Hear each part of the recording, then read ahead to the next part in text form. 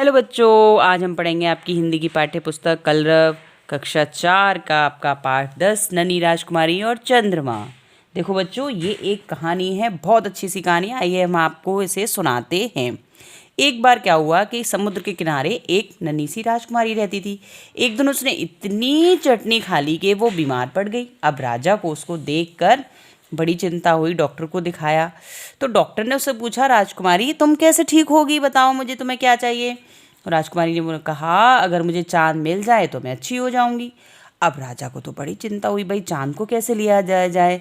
तो उसने बहुत से विद्वान जो उसके दरबार में आते रहते थे उनसे कहा, उनके बारे में सोचा कि चलो उनसे पूछते हैं क्या होता है। तो उन्होंने सबसे पहले राजा ने अपने मंत्री को बुलाया। मंत्री आ गया। अब राजा ने कहा, मंत्री जी राजकुमारी को चंद्रमा चाहिए, तभी उसकी तबीयत ठीक होगी। अब आप बताइए कि चंद्रमा कैसे आए। अब मंत्री को तो ये सुनकर पसीना आ गया कि महाराज चंद्रमा लाना तो असंभव है। चंद्रमा 35,000 मील दूर है, पिघले तांबे का बना है और राजकुमारी के कमरे से भी बड़ा है।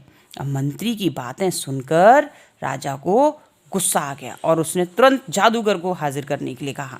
अब जादूगर जो है रंग बिरंगा लबादा पहन के और कलंगीदार टोपी, चांदी के सितारे चमक रहे थे ऐसे लगा के आ गया और उसके लबादे पे सोने के उल्लू भी बने हुए थे। तब राजा ने राजकुमारी की इच्छा जादूगर को बताई तो बोला, राजा साहब चंद्रमा को तो कोई नहीं ला सकता। चंद्रमा तो 1,50,000 मील दूर है और हरे पनीर का बना है, महल से भी 2 गुना बड़ा है। अब राजा फिर से आग बबूला हो गया। उसने कहा, मुझे तुम्हारी बकवास नहीं सुननी है। अगर चंद्रमा नहीं ला जा सकते तो यहाँ से फौरन रफा दफा हो जाओ। अब गणितज्ञ की बारी आई। गणितज्ञ को बुलाया गया। वो गंजा अपने कानों में पेंसिल लगा के आ गया। उसके काले जो चोंगा पहन रखा था उसने, उस पे उसके सफ़ेद अंग चमक रहे थे। अब जब गणितज्ञ को राजा ने बताई कि हमारी बेटी को चंद्रमा चाहिए तो गणितज्ञ बोला, महाराज चंद्रमा तो 3 लाख मील दूर है, सिक्के की तरह गोल और चपटा है, आसमान में चिपका है, कोई उसे पृथ्वी पर नहीं ला सकता। अब राजा को फिर गुस्सा आ गई। तो राजा ने सबसे ऊपर फिर विदूषक को बुलाया। विदूषक मतलब जोकर भी कहते हैं जिसको। रंग बिरंगी कतरनों से बने कपड़े और टोपी लगाए छलांग मारता हुआ राजा के पास आया और बोला, महाराज मैं आपकी क्या सेवा कर सकता हूँ। राजा बोला, भाई राजकुमारी को चंद्रमा चाहिए। फिर विदूषक ने पूछा, अच्छा बताइए विद्वानों के मुताबिक चंद्रमा कैसा है, कितना है और कितनी दूर है। तब राजा ने बताया, मंत्री कहता है चंद्रमा 35,000 मील दूर है, राजकुमारी के कमरे से भी बड़ा है। जादूगर कहता है चंद्रमा 1,50,000 मील दूर है और महल से 2 गुना बड़ा है। और गणितज्ञ सोचता है कि चंद्रमा 3 लाख मील दूर है और मेरे राज्य का आधा है। विदूषक बोला, भाई जब विद्वान ऐसा कह रहे हैं तो सचमुच कुछ ना कुछ तो होगा। चलो राजकुमारी से पूछ लेते हैं कि चंद्रमा कितना बड़ा है और कितनी दूर है। यह कहकर विदूषक उछलता कूदता राजकुमारी के कमरे में जा पहुंचा।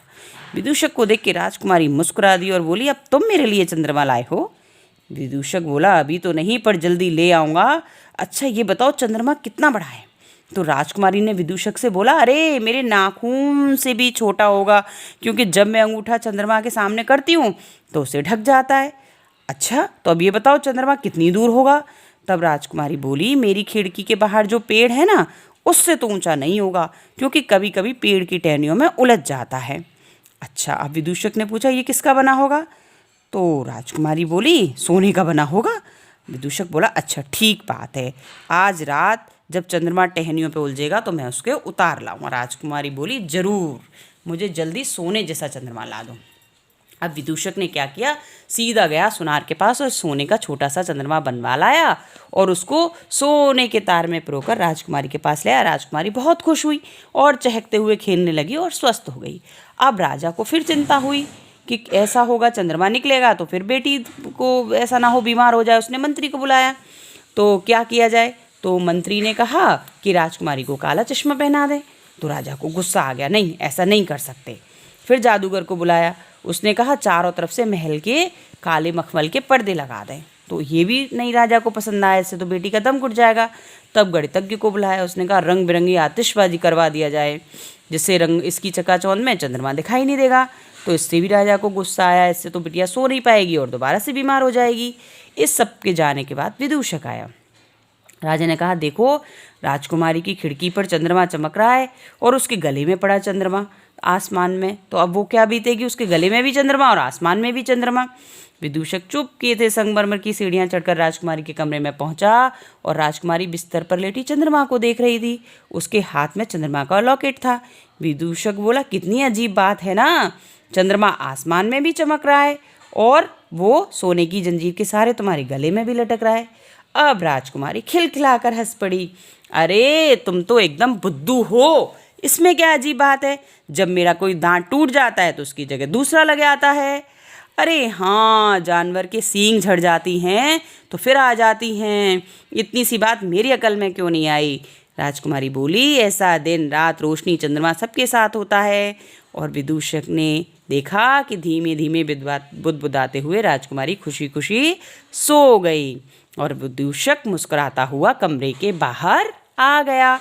है ना अच्छी कहानी। देखो ये तो एक कहानी है, लेकिन वास्तव में चंद्रमा क्या है बच्चों? चंद्रमा पृथ्वी का एक उपग्रह है जो पृथ्वी से लगभग 3,84,400 किलोमीटर दूर है, इसलिए हमें बहुत छोटा दिखाई देता है। चंद्रमा की परिस्थितियां जीवन के अनुकूल नहीं है, वहाँ पानी है, न वायु है, ना ही पानी है। मैदान, पर्वत और गड्ढे हैं जो कि चंद्रमा की सतह पर छाया बनाते हैं। पूर्णिमा के दिन चंद्रमा पर इसकी छाया को देखा जा सकता है। अब आप भी इस कहानी को पढ़िए और अपने घर में सुनाइए। ओके, बाय बच्चों।